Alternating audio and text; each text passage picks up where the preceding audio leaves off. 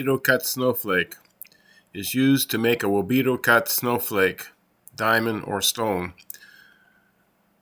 These are trademark cut by Rudy and Ralph Wobito out of Stouffville, Ontario, Canada. So if you buy their stones, you can measure them and use this as a reference for claw placement. You can adjust the girdle thickness. You can offset the girdle.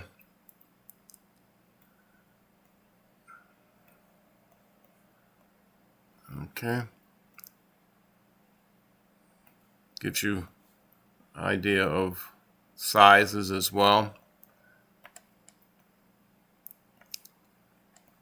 You can show crosshairs, turn the crosshairs off. Right now I have this on, so you can turn the crosshairs on, turn the crosshairs off. But this is a component for this specific cut or shape. It's called a Wobito Cut Snowflake. Thank you for watching.